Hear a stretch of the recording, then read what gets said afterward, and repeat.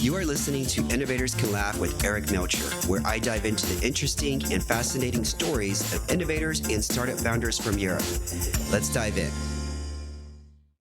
Hi, everyone. Eric here. And before we start the show, I just want to give a shout out to everyone who is playing Innovators Can Laugh with me on Twitter and are helping to make the show even better. So special thanks to, and these are their Twitter IDs, Oleg, the co-leg, nodegree.com, and Cedric Lee 77. Thank you very much.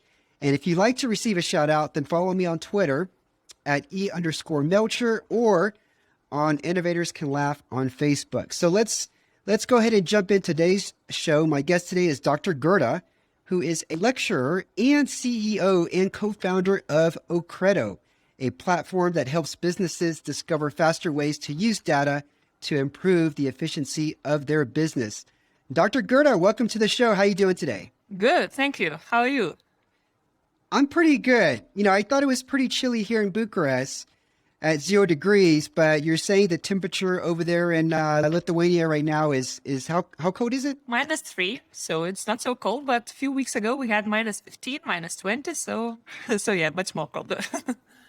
Oh my God. See, on days like that, I just crave soup, and I'd be going to the soup store to get goulash pretty much every day. Yeah, good point. Okay, so to get started, in 1 or 2 sentences, just tell us a little bit about you. About myself? Yeah.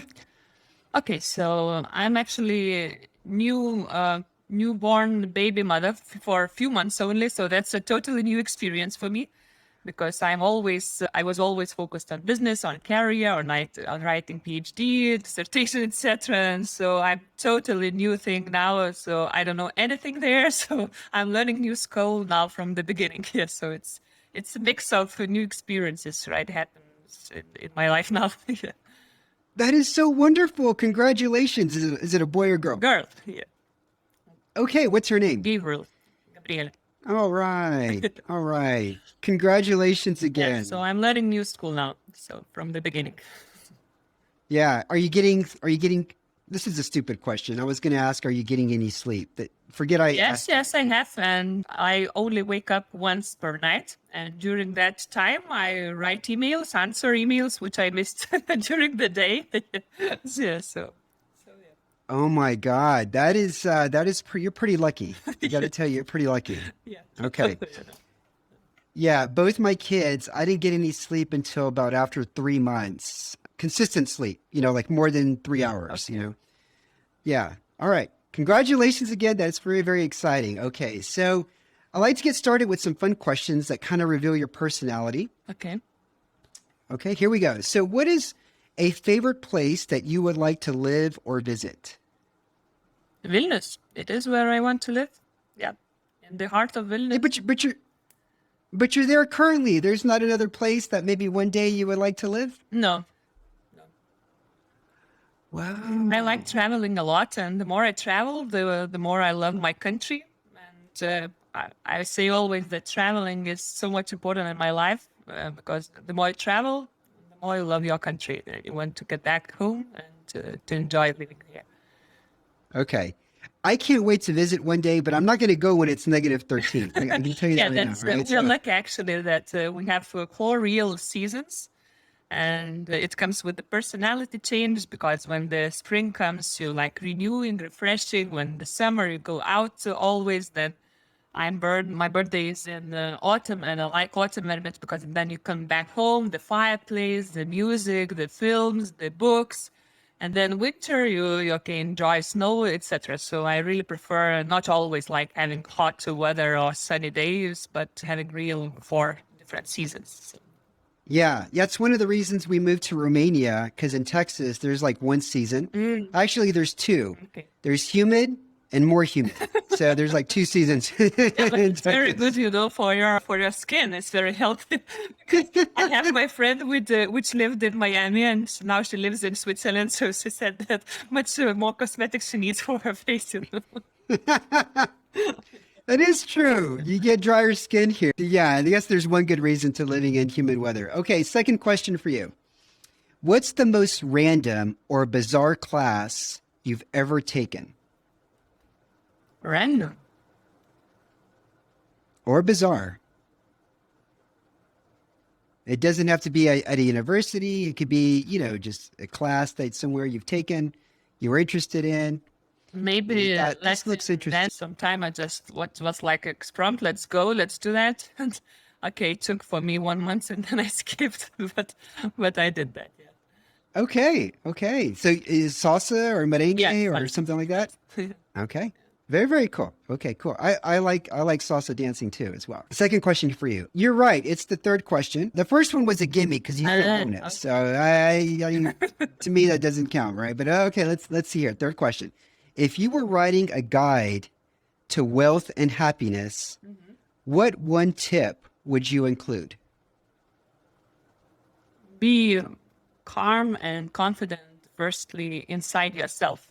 Don't look for happiness outside, because if you're not balanced inside, then you cannot spread the energy, then you cannot attract the right people. So everything comes from you inside. First of all, you have to learn to be happy with yourself, and then go outside and share that happiness with others. Okay, sounds good. All right, next question. If you were to set your phone's wallpaper to a picture of a celebrity or actor, who would that be? Nicole Kidman. Nicole Kidman. Yeah. Okay. I saw a really good series of her recently with Undoing with Grant. Yes. Yeah. There is. Oh my God. Yeah. So there are two newest with her. So one is Undoing, and the other is Nine Perfect Strangers. So these are two the newest one. Yeah. HBO. The one with Hugh Grant was a mental roller coaster. I just it plays with you all the scenario. Yeah. So my mind changes and the opinion changes with guilty one, etc. Yeah, but wow. Yeah, it was spectacular. And her dress was especially spectacular in that public event. And actually, regarding this series, there is fan club of Kidman like wearing what dresses she's wearing, etc. Because all the clothes were like specifically selected. So even there is a fan club for this. What bathrooms she lives. Wow. Yeah. Yeah. I mean, she doesn't age, this woman. She looks great. She looks spectacular. Yeah. And actually, she takes such how to say she takes such movies in which it's serious and some hidden message. You can always find. So I like movies with her. And sometimes I like. I used to like with Sandra Bullock because she's such crazy, and it reminds me of Kidman as she's like such elegant, white skin as I'm also white skin, etc. And Sandra Bullock, she's sometimes in such stupid things and crazy. So two sides of me. So in one side, it's Kidman. Yeah, she's also a great actress too, Sandra. Yeah. Okay, last question for you, Dr. Gerda. I challenge you to give me a compliment in a foreign language excluding Lithuanian or English. Bella? Okay. I think I know what language that is, right? Spanish, something Italian? Like that. Okay. Okay. In Russian, ты очень красивая выглядишь. Okay, cool. I got two compliments. Fantastic. All right. Okay, thank you so much. Now it's time to play Innovators Can Laugh, and go ahead and bring out your phone, and we're going to click on this video. And for the first few seconds, you're going to hear a little bit about Taras Chekavicius. So go ahead and hit play, and watch it until you see the pause screen.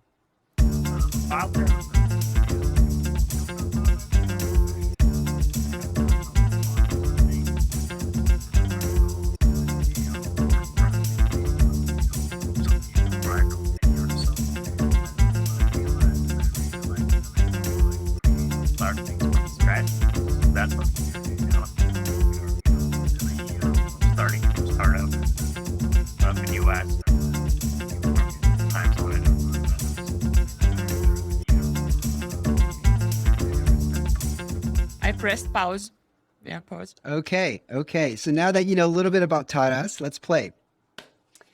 First question that I asked Taras, I asked him, what is a favorite song that you can listen to over and over? Okay. Here's four choices. One of them is the right one. Choice A, Baby Shark. B, Smells Like Teen Spirit by Nirvana. C, Wish You Were Here by Pink Floyd. Or D, All My Life by the Foo Fighters. Which one do you think Taras told me? C? Nope. He actually said All My Life by the Foo Fighters. Good choice, though. Good choice. Okay. Good choice. Okay. Yeah. Okay. Yeah. Wish You Were Here. I think that was actually one of the answers that Oleg gave me on Twitter. Okay. So you're 0 for 4. So let's see. We've got 3 more questions. Question 2. Okay. What is a crazy thing that Taras did to earn or save money? Okay. I'm going to read you the selections here. You're going to choose one, and then you're going to play the video and stop it till you get to pause, okay? So what is a crazy thing that Taras did to earn or save money? A, recycled glass bottles. B, sold drugs. C, sold pension funds.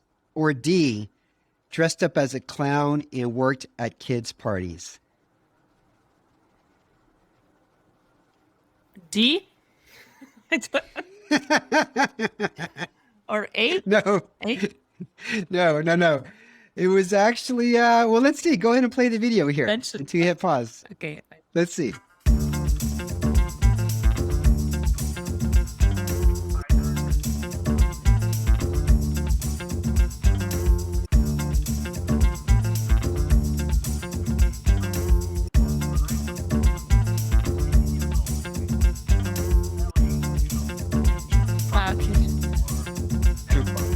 Okay, press pause. Okay. Okay. Yeah, he sold pension funds when he was like 18. Isn't that crazy? Yeah. Telling retired people why you need a pension fund, and he was a kid. Okay, next question I asked Taras. I don't know anything. I don't answer right. Well, you got 2 more. Okay. You got 2 more. You're still in it. Okay. Next question I asked him is, what is a food that you dislike? Okay. So A, tapas. B, apples. C, sushi. Or D, chilled borscht. Okay. Sushi? All right. Hit play and stop it when you get to pause, but hit play to see what he said. I don't eat raw apples, like, just not cooked apples. Hit pause. Okay. Apples. Okay. He's like the only person in the world who doesn't eat apples. I've never heard that before. Okay. That's a hard one, right? I mean, to me, that's pretty hard. Yeah. Okay. There's still hope. There's still one more question, Dr. Gerda. Oh, Okay. I'm cheering for you here. Okay. All right. Last question I asked Taras. I asked him, Taras, when you were a kid, what did you consider was rich when you were growing up? Was it A, kids whose parents had ATV vehicles? B, actors on the TV show Miami Vice? C, kids who played lacrosse? Or D, kids who went horseback riding? I don't know. A? A? Yeah. Okay, well, let's hit play and see what he says. Once again. And I remember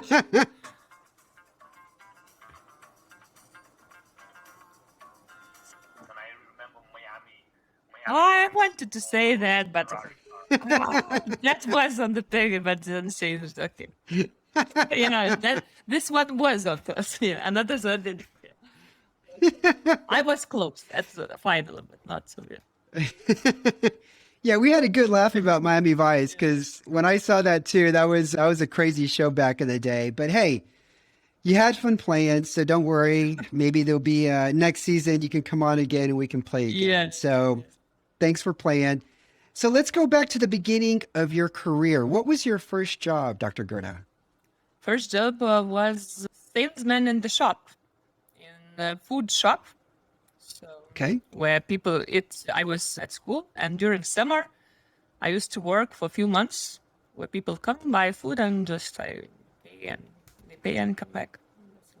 Yeah. But sales, Did you ever? sales. I'm a salesperson. Okay. Did you enjoy it? Did you have a good time? Yes, yes. Wherever sales are, it's my place. Really. Yeah. Well, When I was a child, I used to go to my grandma just to take the cucumbers or some other berries and then go to the market and sell them by him because if I need money, I can earn, I can sell, and that's all. Now, did you give your grandma any money for for the product? or No, no, she said you can take it. She gave me extra as well, yes. We have more. What was like the number one item that you knew that you could sell? Was it cucumbers or was it something else? Cucumbers, other like vegetables, it's like seasonal. What I find at that time in the garden, I take as much as I can carry. Go to bus and then go to the market and sell and have money for a week, and that's okay. Cool, cool. Now, as a kid, did you have any like special tactics like to get somebody's attention and come buy from you? Did you do anything out of the ordinary? Did you like scream? Or No, no, anything? no, What would you do? No, just say that it's fresh. You can just very fresh, and they of course they see that it's a child. It's fresh vegetables, so why not to buy it? So I usually took for me half an hour, and just I have money for all the week. Easy money. Easy money. Yeah. That's easy money. I need to get my son to do that. Well, And we don't have a garden, but And actually, I have friends, and we last week had a meeting inside the team, and we shared the experience. What's the most strange thing have anybody sold? And she told that her sons are selling last summer stones because they live near the supermarket, and they used to play. They selected different size of stones. They made all the gallery, and they were selling stones. And she's head of sales. So I said that her sons are going to sales as well. yeah, yeah. I mean, that's a raw material you don't need to pay for either, right? Yeah, yeah, zero costs. Yeah. Okay, okay. So I noticed that you were with a company, Credit Info, for almost 13 years. You were in sales and the customer care department, I believe, there for 13 years. What struggles did you face when you were working there? What struggles?